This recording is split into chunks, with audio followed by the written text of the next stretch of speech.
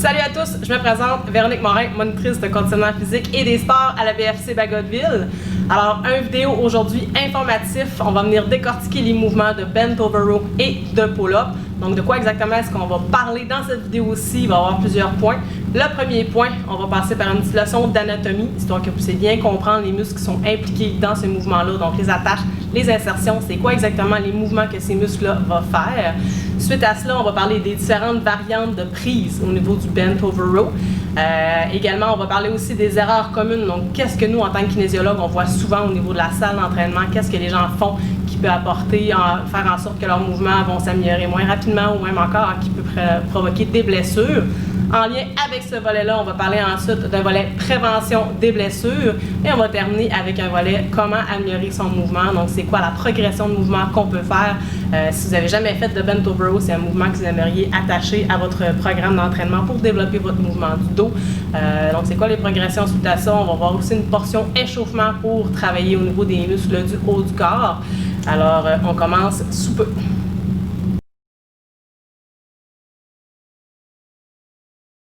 Alright, débutons avec le mouvement du bent over row. Donc, comme son nom l'indique, bent over, c'est tout simplement un mouvement où on vient incliner le tronc vers l'avant. Et row qui est un rowing, donc on vient tirer la charge vers soi. Donc, un mouvement qui est ultra fonctionnel, vous allez le voir, pour réaliser à tous les jours. Vous allez probablement vous-même le réaliser à tous les jours. Tout simplement à des situations où on va venir soulever des charges. Ça peut être des sacs d'épicerie, ça peut être une boîte. Ça peut être aussi des enfants, ou si je fais un lien avec le test force, quand vous allez venir faire votre soulevé de sac de sable. Oui, la première partie est un soulevé de terre, mais on a aussi la partie où on vient rapprocher la charge du corps pour venir l'appuyer au mur. Donc, ce mouvement-ci est un bent over row. Le bent over row qui vient travailler les muscles de la chaîne postérieure du tronc. Donc, on a différents muscles qui vont être sollicités au niveau de ce mouvement-là. Donc, je vais utiliser mon ami Ernest ici avec mon pointeur laser. Alors, les principaux muscles sollicités, on a ici envers le grand dorsal qui va venir vraiment être celui qui travaille le plus. On a également les muscles des rhomboïdes juste ici et on a également le deltoïde postérieur. On a aussi d'autres muscles qui vont travailler en synergie en même temps dans le mouvement. Donc, synergie, c'est tout simplement qui accompagne le mouvement, mais de façon moins importante. On parle à ce moment-là du trapèze ici, les triceps et on a également les muscles de l'avant-bras, juste ici, pour venir travailler aussi. Alors, afin que vous puissiez bien comprendre le mouvement, les muscles, etc., donc qu'est-ce qui peut en sortir comme blessure si jamais on travaille trop ou quoi que ce soit, on va avoir une petite leçon d'anatomie. Donc, anatomie 101 au niveau des muscles. Et on va regarder au niveau des origines et des insertions, quel mouvement le muscle vient faire. Donc, on va débuter avec le principal visé, le grand dorsal. Donc, on va avoir une image qui apparaît à l'écran qui va pouvoir vous montrer plus facilement, donc juste ici, plus facilement, où est-ce que le muscle s'attache. Donc, origine-insertion, on a la colonne vertébrale ici. Donc, l'origine du grand dorsal va venir s'insérer au niveau de la vertèbre thoracique T7 et la vertèbre lombaire L5. Donc, il vient vraiment courir très long au niveau du dos. Et où est-ce qu'il vient s'attacher? Il vient s'attacher, donc si on regarde mon Ernest de l'autre côté, je peux vous montrer à peu près, il vient s'attacher au niveau de l'humérus vers l'intérieur de l'épaule. Ce qui fait en sorte que ce mouvement-là, oui, va être responsable au niveau des muscles, l'extension du bras, donc rapprocher le corps, rapprocher le bras du corps, extension du bras, l'éloigner du corps, rotation interne également aussi. Donc, si un grand dorsal est trop développé, qu'est-ce que ça fait? Il est responsable de ce mouvement-là, donc on va avoir les épaules trop vers l'avant. Mais en contraire aussi, un grand dorsal moins fort peut apporter également aussi son lot de problèmes. Donc, idéalement, on essaie d'équilibrer lorsqu'on vient travailler un muscle. Donc, on essaie vraiment de venir travailler les muscles agonistes et antagonistes, donc les muscles contre le mouvement, pour venir chercher une belle posture.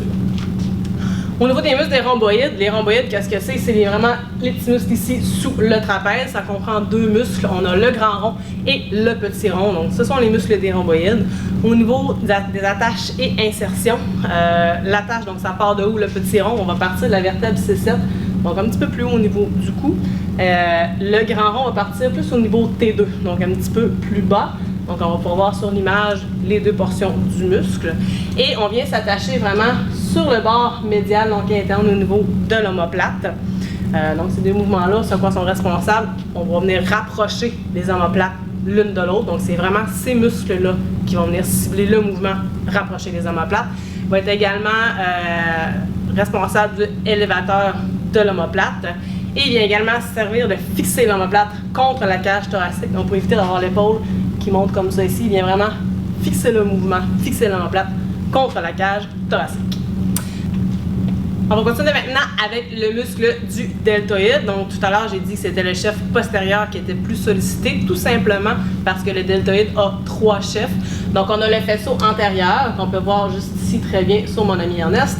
Le chef médial, qu'on ne peut pas voir parce qu'il faudrait vraiment être de côté. Donc, c'est vraiment la portion juste ici sur le bras. Et le chef postérieur, donc le faisceau postérieur qui est juste ici.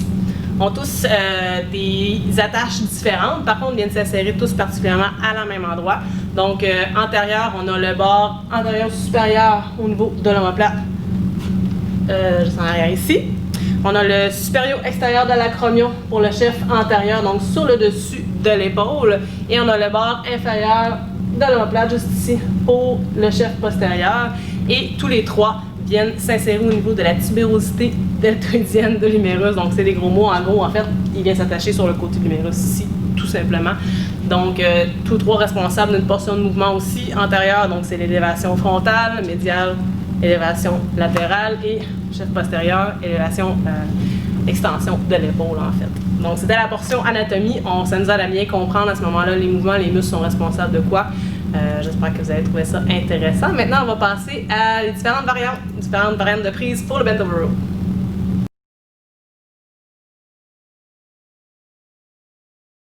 Excellent. Donc, ensuite, aux variantes qu'on a vues pour le bent over row, on va y aller avec quelque chose de hyper important, la position de départ.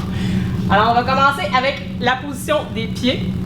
On va les placer simplement à largeur des hanches, largeur des épaules, c'est vraiment selon votre confort. Au niveau de l'angulation des pieds, ils peuvent être parallèles ou ils peuvent être légèrement en angle vers l'extérieur. C'est vraiment selon votre confort. On veut juste pas venir chercher une trop grosse angle vers l'extérieur comme ça ici pour venir chercher une plus belle stabilité au niveau de la base de votre corps.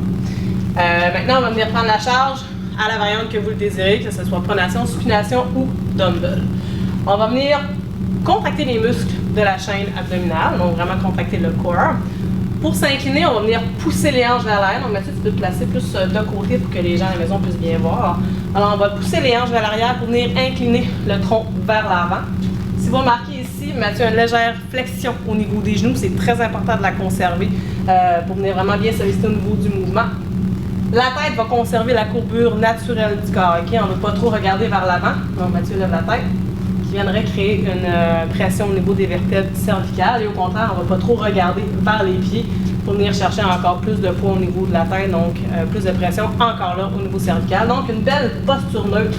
Le dos va également rester très droit tout au long du mouvement, très important, d'où le pourquoi il faut rester engagé au niveau des abdominaux. Ensuite, au niveau du mouvement, on va venir chercher à rapprocher la charge du corps en poussant les coudes vers l'arrière. Maintenant, Mathieu, ça ne te dérange pas, je vais te faire mettre de dos pour les téléspectateurs à la maison. Comme ça ici. On vient s'incliner et on va vraiment venir chercher à rapprocher les épaules vers l'arrière et vers le bas pour venir vraiment contracter votre muscle du grand dorsal. Et on voit le autre angle au niveau des coudes vers l'arrière ici, qui viennent s'étirer vers l'arrière et on ramène la charge. On peut revenir de côté. Au niveau de la respiration, très important, lorsque vous forcez, la respiration peut avoir quand même un très grand impact au niveau de la performance de vos mouvements. Donc ça, on vient faire le mouvement. On va suivre un tempo 2-0-2, tout dépendamment de votre objectif, mais au départ, idéalement 2-0-2. Alors, lorsqu'on force, on expire, et lorsqu'on relâche, on inspire. Donc si on regarde Mathieu faire ici, en éloignant la barre, il va inspirer, et en la rapprochant vers lui, il va expirer. Donc ça serait un tempo 2-0-2. On fait tout simplement effectuer le mouvement en suivant sa respiration. Donc, merci Mathieu.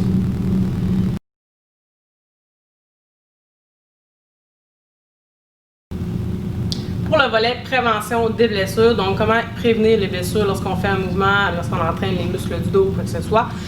Donc tout à l'heure, je parlais des origines des insertions du grand dorsal, donc qui part de l'arrière, qui vient vraiment s'attacher juste à l'intérieur du bras ici, donc de l'humérus, qui vient créer une rotation interne de l'épaule. Le grand dorsal n'est pas le seul muscle qui va venir favoriser ce mouvement-là. On a également un grand pec ou un petit pec qui va être trop fort, qui vient s'attacher à l'épaule et qui vient favoriser aussi la rotation interne.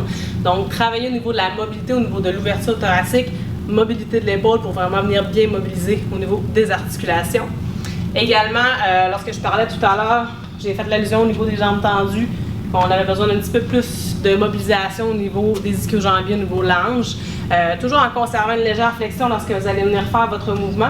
Certaines personnes qui ont quand même un manque flagrant de mobilité au niveau des ischios, donc qui ont une chaîne postérieure beaucoup trop tendue, vont peut-être éprouver quelques difficultés à juste venir prendre cette position-ci. Alors, venir assouplir, venir mobiliser les muscles de la chaîne postérieure, de la jambe, les fessiers, les hanches, même parfois les lombaires, ça peut venir énormément aider à venir adopter une meilleure technique et à s'assurer qu'il n'y ait pas de compensation musculaire ailleurs. Également, respectez votre niveau de forme physique, respectez la force de vos muscles. Donc, si vous faites le mouvement, vous avez vraiment besoin de tricher pour venir finir le mouvement. Si la technique est affectée, idéalement, diminuez un petit peu les charges, quitte à jouer avec votre tempo à ce moment-là au lieu d'augmenter les charges. Alors, si je fais mon mouvement en 2, 0, 2 et que je veux charger un petit peu plus, parce que qu'est-ce qu'on peut faire? C'est on peut monter en 2 secondes, maintenir la charge légèrement en position haute et retenir la descente autant que possible. Alors, on va aller également chercher des adaptations anatomiques au niveau de votre muscle et on va permettre une progression de charge qui va être plus lente et beaucoup plus sécuritaire. Troisième point pour réduire les risques de blessures, vous en doutez probablement, faites un échauffement. Toujours avant vos entraînements, toujours intégrer un échauffement. Pourquoi? Tout simplement parce que votre échauffement vient échauffer votre corps de façon progressive. Donc, on vient augmenter la température du corps, ce qui va permettre un meilleur afflux sanguin aux muscles, plus d'énergie. Ils vont déployer plus de force rapidement aussi. On va augmenter le temps de réaction de vos muscles, donc pour diminuer le temps, pour diminuer les risques de blessures, excusez-moi, pour pouvoir déployer une force plus rapidement et beaucoup plus développée aussi. Et ça va également augmenter la vigilance au niveau du cerveau, donc on devient plus alerte à ce moment-là lorsque votre corps est échauffé.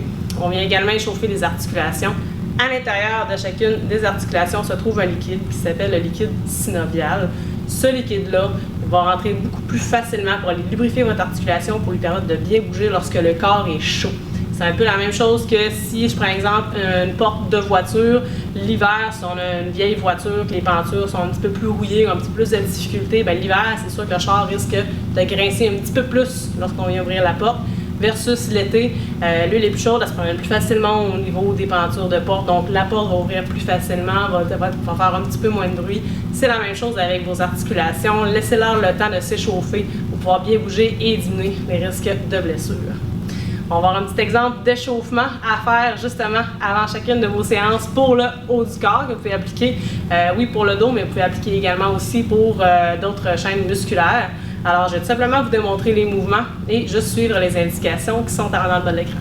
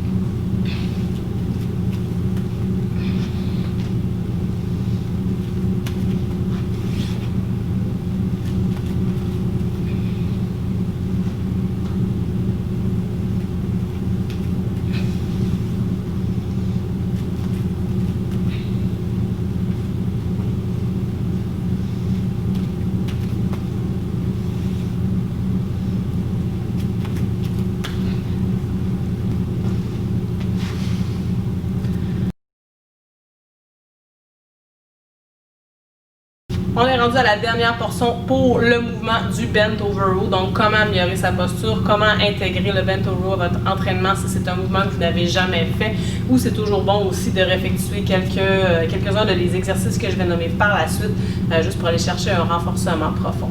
Donc, la première phase va venir chercher, comme je viens de le dire, renforcement, mais également va venir travailler au niveau de l'endurance musculaire.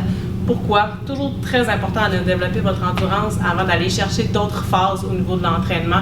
Donc, que ce soit le gain musculaire, gain de force ou autre, tout dépendamment.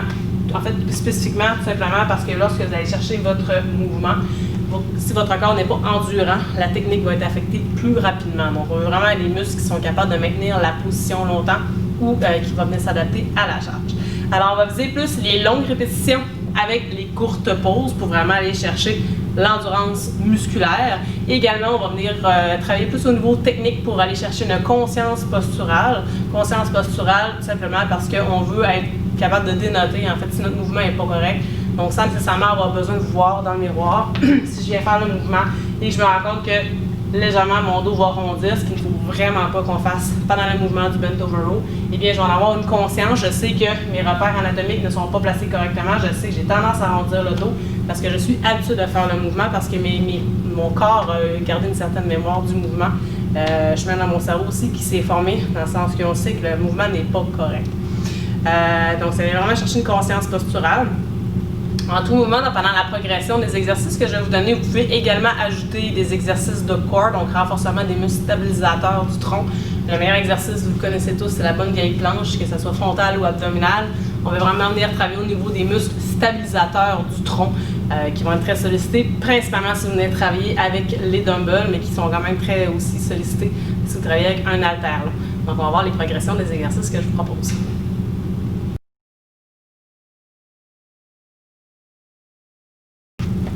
Donc, on va commencer par la base. Le premier exercice que je vais vous proposer se fait avec un élastique. Donc, élastique, super intéressant pour tous les exercices de renforcement.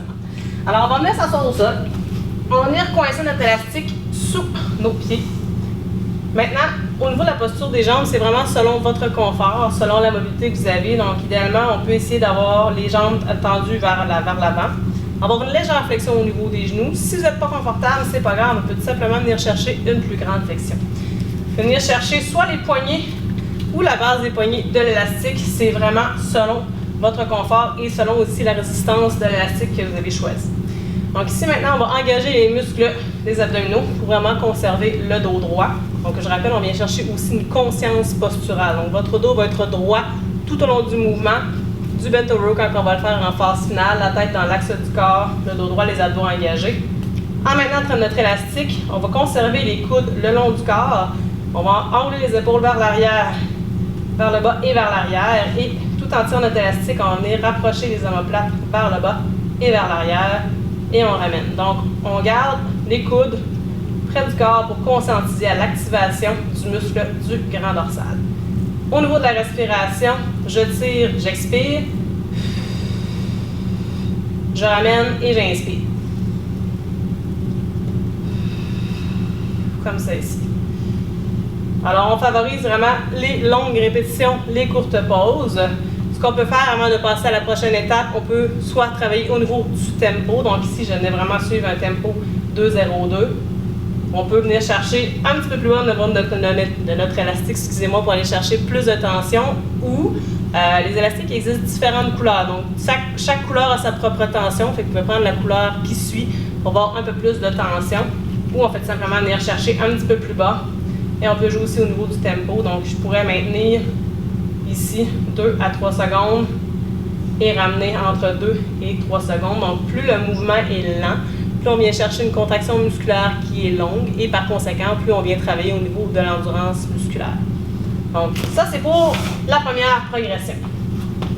Deuxième progression, on vient chercher un mouvement qui s'apparente un petit peu plus au mouvement du bent over row qu'on a expliqué au départ. Toujours avec notre élastique, on va venir le coincer sous nos pieds. Donc, même chose, c'est juste que là, on est en position, on appuie sur les pieds au lieu d'en appuyer assis. Alors, les pieds environ largeur des épaules. La position de départ est la même que le bent over row. Vous pouvez prendre vos poignets ou la base de vos élastiques. Personnellement, moi, je préfère la base des élastiques, mais c'est vraiment propre à chacun.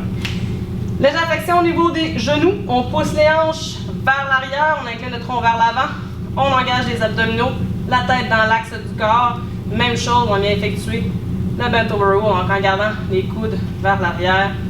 On garde les épaules vers l'arrière et vers le bas et on engage notre grand dorsal.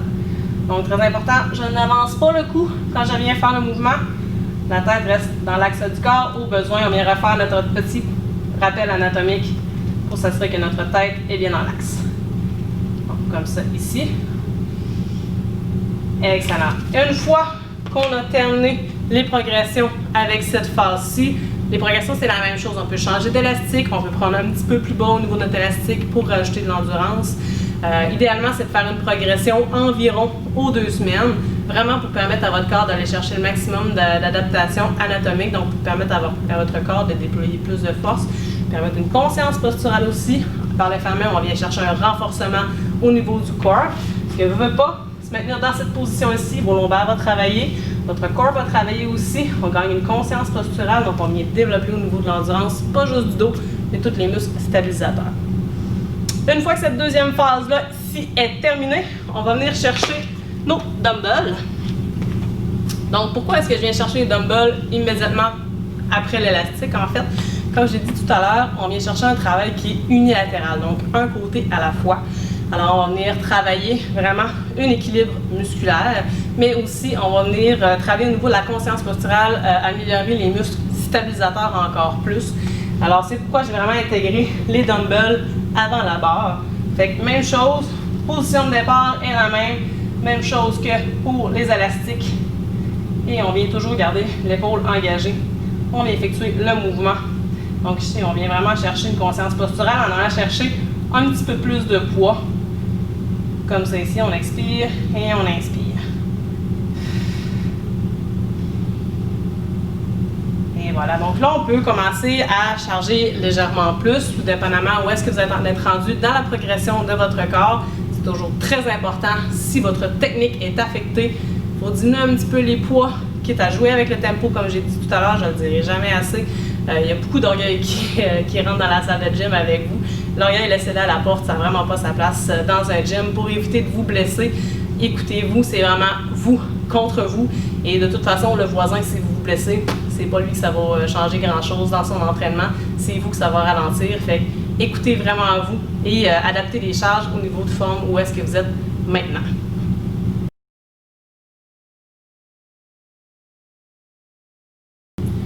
On entend maintenant la deuxième partie du vidéo, donc le deuxième mouvement que j'aimerais parler avec vous, le mouvement du pull-up ou traction à la barre fixe, communément appelé en français.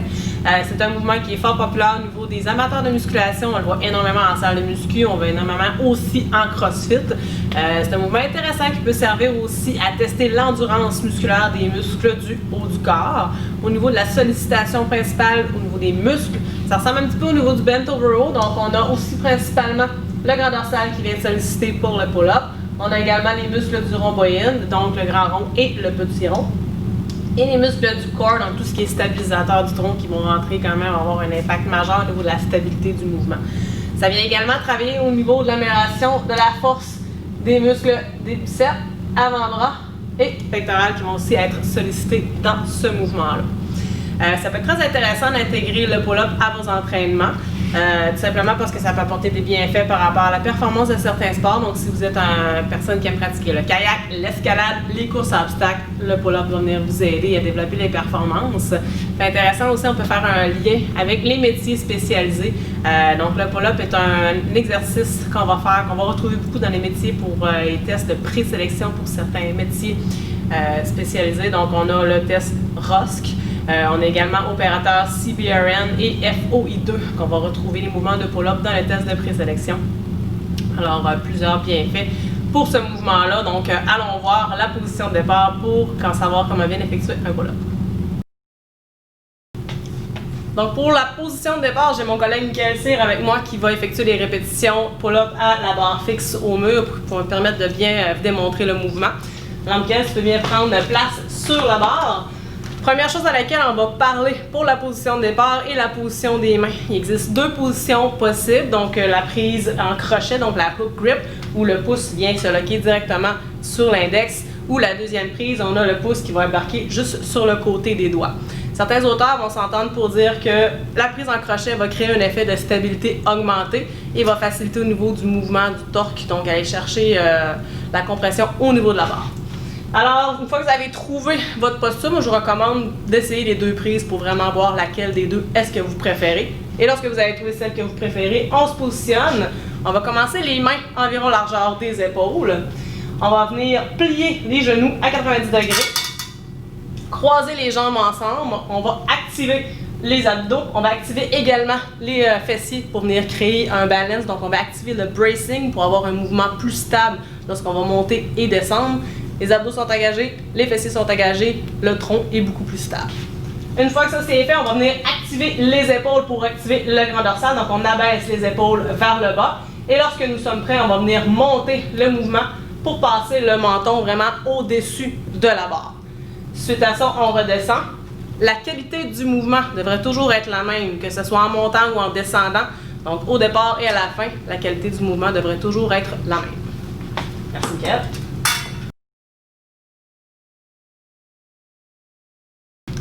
On va suivre avec les erreurs communes. Donc, qu'est-ce qu'on voit souvent dans la salle de musculation au niveau du mouvement du pull-up, donc traction à la barre fixe. Le premier mouvement qu'on va voir, c'est carrément un mouvement incomplet. Si votre but, c'est vraiment de réaliser un pull-up complet, donc si on vient faire un demi-pull-up, donc que ce soit trop garder la position basse, ou au contraire, rester en position haute et ne jamais redescendre complètement, qui dit mouvement incomplet, dit résultat incomplet. Donc, demi-mouvement, demi-résultat. Pour certains objectifs d'entraînement, ça pourrait bien s'appliquer de faire le demi-mouvement, tout dépendamment qu'est-ce que vous souhaitez rechercher dans votre entraînement. Mais dans l'optique de vraiment venir développer un pull-up complet, ça amène un demi-résultat. La deuxième erreur commune, en fait, qu'on voit énormément, c'est de ne pas engager les épaules au départ du mouvement. Michael se place ici, donc au lieu de venir vraiment abaisser les épaules, va venir monter strict pour aller effectuer son mouvement. Ce que ça fait, c'est que ça amène une tension inutile au niveau des articulations, donc autant au niveau de l'articulation de l'épaule que du coude. Alors vraiment, venez penser à engager les épaules vers le bas avant d'effectuer votre pull-up. Troisième variante, vouloir effectuer une variante qui est plus dure que où est-ce que vous êtes rendu dans votre niveau d'entraînement. Alors, si on vient ajouter une ceinture, on vient ajouter du poids. Si la variante est trop difficile pour votre niveau de forme physique, ça peut tout simplement affecter la technique. Donc, comme ça ici, le mouvement est fait de façon soit incomplet, soit on vient chercher des sollicitations musculaires qui ne devraient pas donc monter trop les épaules ou la technique laisse vraiment à désirer. Donc, si le pull-up n'est plus bien effectué, la sollicitation n'est pas aussi efficace. On poursuit avec la quatrième erreur commune, c'est tout simplement de venir effectuer une hyper-extension du cou pour passer la barre. Donc, Miguel, je mets face à vous pour que vous puissiez bien le voir. Comme ça ici, donc on vient vraiment courber le cou pour essayer de passer la barre le plus facile, le plus vite possible, en fait, si je peux dire ça comme ça. Lorsque vous en venez faire ce mouvement-là, c'est fort probablement qu'on est présentement en état de fatigue et qu'on n'est plus capable de poursuivre, donc on vient chercher d'autres façons pour pouvoir terminer le mouvement. Ce qui m'amène à dire à ce moment-là, lorsque vous êtes en état de fatigue, ça ne sert à rien de continuer. Faites seulement prendre une pause pour pouvoir permettre à votre corps de se régénérer en énergie et pouvoir poursuivre par la suite avec un mouvement adéquat, une belle technique. Suite à ça, le point 6, faire une hyper-extension du dos lorsque vous venez faire votre pull-up. Alors, au lieu de garder le dos, les abdos engagés, on vient tout simplement chercher encore une plus grosse courbure au niveau du dos, comme ça ici, lorsqu'on vient effectuer le mouvement. Pas très sécuritaire, tout simplement parce qu'on vient augmenter les forces de cisaillement de vos vertèbres, donc les vertèbres qui bougent comme ça l'une sur l'autre, et ça augmente les risques de blessures au niveau du dos. Et dernière variante qu'on peut voir peut-être un petit peu plus au niveau du CrossFit, mais qu'on voit aussi en salle de musculation, les fameux keeping pull-up. Donc si vous n'avez jamais fait de pull-up, débutez avec un keeping pour augmenter les risques de blessures. Donc Miguel, tu peux nous montrer un keeping? Exactement comme ça ici. Donc, c'est de se donner un élan pour venir effectuer le mouvement. Donc, plusieurs auteurs s'entendent pour dire qu'avant de commencer à faire un keeping pull-up, l'idéal serait capable d'en faire au moins 5 stricts. Donc, un strict, c'est vraiment, comme Mickaël faisait tout à l'heure, on monte directement et on ne se donne pas de ballon pour venir effectuer comme ça ici le mouvement. Simplement parce que de pouvoir faire 5 stricts pull-up, ça signifie que votre technique est bonne, que vos muscles sont bien adaptés pour effectuer le mouvement et ça diminue beaucoup les risques de blessures lorsque vous allez venir faire votre keeping pull-up.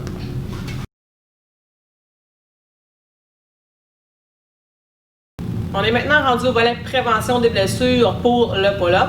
Donc, qu'est-ce qu'on pourrait faire pour éviter de se blesser lorsqu'on vient pratiquer ce mouvement-là? Première chose, je parlerai au niveau de la mobilité des épaules. Alors, comme j'ai dit pour le bent over row tout à l'heure, lorsque je parlais des attaches et insertions au niveau du muscle du grand dorsal, donc le grand muscle ici vient s'attacher à l'intérieur du bras, juste ici, ce qui fait que s'il est trop fort, on pourrait avoir une pronation des épaules, donc les épaules qui s'enroulent vers l'avant. Alors ça, ce que ça peut faire, premièrement, ça va affecter votre posture. Donc, dans la vie au quotidien, on peut avoir des blessures qui vont se développer juste avec cette posture-là par rapport à des mouvements répétés ou quoi que ce soit. Mais aussi, au niveau du mouvement, on va affecter la technique du mouvement et donc l'efficacité du mouvement. Également, on peut aussi avoir des muscles qui vont venir compenser pour essayer de travailler pour avoir une efficacité de mouvement, ce qui pourrait créer d'autres blessures. Alors, des bonnes épaules qui vont bien bouger, qui vont avoir une bonne posture, vont rendre votre mouvement encore plus efficace. Deuxième point, je parlerai au niveau de la mobilité des vertèbres thoraciques, donc la colonne vertébrale, en lien un petit peu aussi avec l'enroulement des épaules vers l'avant. Parfois, on peut voir une posture qui va être comme ça, et le haut du dos aussi qui va venir créer un arrondissement, donc qui va faire une syphose dans le haut du dos. Donc, c'est sûr certain que ça aussi, ça vient affecter au niveau de la posture et donc dans la qualité du mouvement et de l'efficacité des muscles qui vont être sollicités. Mais aussi, en cas de fatigue, si vous continuez de faire le mouvement et qu'on vient créer une hyper-extension au niveau du dos, c'est sûr certain que si vos vertèbres sont tous prises ensemble, que ça ne bouge pas bien, à ce moment-là, les risques de blessure sont plus accrus. C'est sûr qu'idéalement, lorsqu'on est fatigué, on prend des pauses, mais pour prévenir les blessures, si jamais il y a des gens qui continuent de faire le mouvement mais en étant fatigués, en ayant une colonne vertébrale qui bouge bien, on réduit énormément les risques de blessure au niveau du dos. Également, tout à l'heure, je parlais du niveau bracing lorsqu'on vient faire le mouvement. Donc, s'assurer que le corps est engagé, que les fessiers sont engagés pour avoir vraiment un corps qui va être droit, pour faciliter le mouvement, pour avoir une stabilité de mouvement aussi. Alors, c'est sûr que venir renforcer le corps va être une très bonne option pour améliorer votre mouvement, mais également prévention des blessures. Faire un bon échauffement avant votre entraînement. On peut faire aussi l'échauffement que je vous ai donné pour le bent over row. Donc, c'est un échauffement pour l'entraînement du haut du corps. Alors, bien s'échauffer, je le répète, permet de travailler en progression. On améliore la température du corps, les articulations vont bouger mieux, votre corps va déployer plus de force plus facilement. Alors, vous êtes vraiment gagnant à faire un échauffement avant tous vos entraînements. Et le dernier point, c'est tout simplement de respecter votre forme physique. Si vous voyez que le mouvement commence à avoir une technique affectée, prenez une pause, recommencez le mouvement après, quitte à faire autant. Mettons que vous vouliez faire des pull-ups poids du corps, on est rendu à cette progression-là. On peut en faire 3 ou 4. Dès que vous voyez la technique est affectée, aidez-vous avec un aide pour avoir une meilleure technique, donc que ce soit rajouter un élastique sous vos jambes, comme on va voir tout à l'heure pour les progressions de mouvement, pour diminuer un petit peu la charge que vous mettez sur les muscles de votre haut de corps et pouvoir ainsi avoir une bonne technique et continuer à ce moment-là de développer le mouvement. Et juste pour terminer votre série, sinon prenez une bonne pause et continuez par la suite.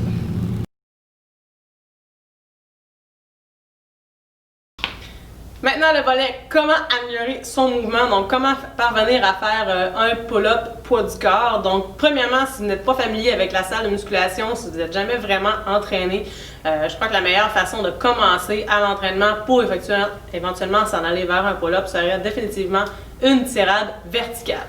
Alors, au niveau de la machine, on vient tout simplement prendre la prise soit largeur des épaules ou la prise large. Pour débuter, moi, je recommanderais prise largeur des épaules, étant donné que les bras sont plus près du corps que la prise large, qui vient d'engager définitivement plus le grand dorsal, un petit peu moins le trapèze et qui est plus difficile. Donc, commençons par le commencement, prise largeur des épaules. Au niveau de la position de départ, c'est la même chose que le pull-up. Donc, on vient vraiment engager les épaules, on engage le corps et on vient tout simplement rapprocher la barre de la poitrine, comme ceci, et on se relève. Vous pouvez incliner légèrement le corps vers l'arrière pour plus de confort, étant donné que le pull-up, on vient aussi incliner légèrement le corps lorsqu'on vient se relever, mais faire attention de ne pas venir faire une hyper-extension du dos, donc on ne veut vraiment pas accentuer le mouvement pour diminuer le risque des blessures. Ensuite, si vous y avez accès, la machine du Gravitron est vraiment une belle option puisqu'elle permet vraiment d'adapter la charge pour diminuer le poids du corps que vous allez soulever. Elle est facile à utiliser et l'ajustement de la charge est rapide également. Et en plus, il y a 3 différentes prises que vous pouvez utiliser. Donc, premièrement, on a la prise marteau qui va vraiment être la prise la plus près du corps. Donc, c'est vraiment celle qui est la plus facile. Et on a également les prises pronation, comme on a expliqué au départ pour la traction. Alors, on vient tout simplement ouvrir les mains en pronation. On a la prise de plus près et on a la prise plus éloignée aussi.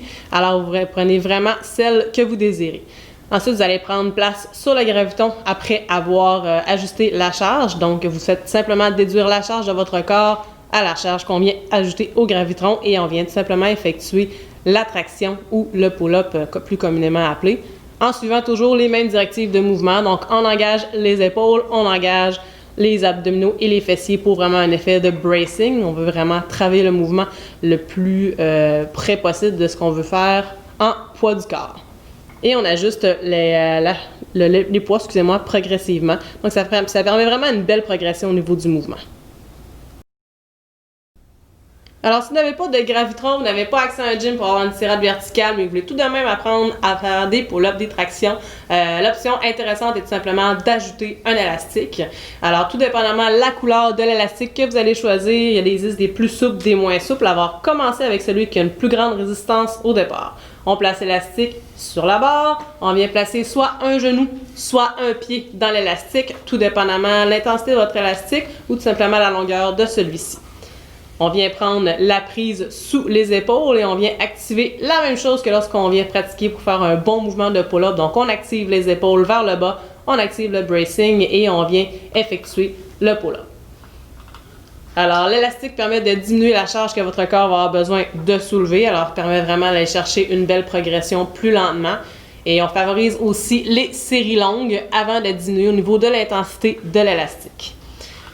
Une fois qu'on est rendu avec l'élastique le plus souple, qu'on est capable d'effectuer une série longue, alors nous sommes rendus à effectuer un pull-up bodyweight. Donc, on retire l'élastique de la barre.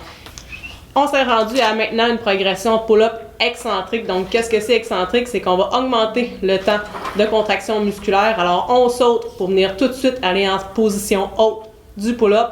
Les épaules activées, le bracing activé, on retient le mouvement le plus haut, le plus longtemps possible, excusez-moi, et on fait ça en quelques répétitions. Donc, aussi ici, favoriser les longues séries. Une fois que la progression avec le pull-up excentrique est facile et bien maîtrisée, on est rendu maintenant au pull-up bodyweight. Alors, on peut venir essayer de faire un pull-up vraiment avec le poids du corps. Enfin, le mouvement est bien, la technique est bien effectuée, les épaules abaissées, le bracing activé. On vient effectuer le pull-up en montant le menton de façon adéquate au-dessus de la barre et on regarde combien de répétitions est-ce qu'on est capable de faire sans que la technique soit affectée. Si vous désirez poursuivre votre entraînement par la suite, on peut aussi rajouter l'élastique pour continuer. Alors, c'est ce qui termine ma vidéo, mon workshop pour les mouvements du bent over row et du pull-up. J'espère que vous avez apprécié, j'espère que vous avez appris quelque chose dans cette vidéo-là. Alors, si je récapitule les points clés à retenir pour la vidéo aujourd'hui, ce serait 1. Miser sur la technique. La qualité du mouvement est extrêmement importante si vous voulez avoir une bonne progression aussi, si vous voulez avoir une diminution des blessures. Également, prioriser les longues séries, les courtes pauses avant d'augmenter la charge. Ça va venir vraiment travailler au niveau de votre endurance musculaire et ça va vous permettre d'avoir une meilleure progression. Aussi, quelque chose qu'on voit énormément souvent, s'il vous plaît, laissez votre ego de côté. Dans la salle de sport, c'est vous contre vous. On a tous des différences physiologiques qui font en sorte qu'on ne progresse pas tous de la même façon. Alors, c'est vraiment vous contre vous. Arrêtez de regarder le voisin, votre ami. Si lui lève des charges plus lourdes que vous, c'est pas grave. Vous êtes peut-être pas nécessairement rendu là. Alors, l'ego, on la laisse à la porte lorsqu'on s'entraîne. On évite à ce moment-là bien des problèmes. Et respectez vos capacités aussi. Donc, vraiment, s'assurer que votre corps vient chercher une bonne progression avant de passer à l'étape suivante. Ça vous permet d'avoir une meilleure progression, premièrement, dans vos entraînements, une diminution des risques de blessures, comme j'ai mentionné tout à l'heure aussi. Et ça va vous permettre aussi de progresser dans le temps. Donc, si votre objectif, c'est de faire, exemple, un pull-up bodyweight, bien, respectez vraiment vos capacités. Les adaptations vont se faire en temps et lieu et vous allez arriver beaucoup plus rapidement à votre objectif. Alors, c'est tout pour moi aujourd'hui. J'espère que vous avez apprécié. N'hésitez pas à commenter, partager. Si vous avez des questions pour la communauté militaire, si vous avez besoin d'un aide aussi pour atteindre vos objectifs, n'hésitez pas. Notre équipe des PSP est là pour ça. Et sur ça, je vous souhaite une très bonne journée. Merci.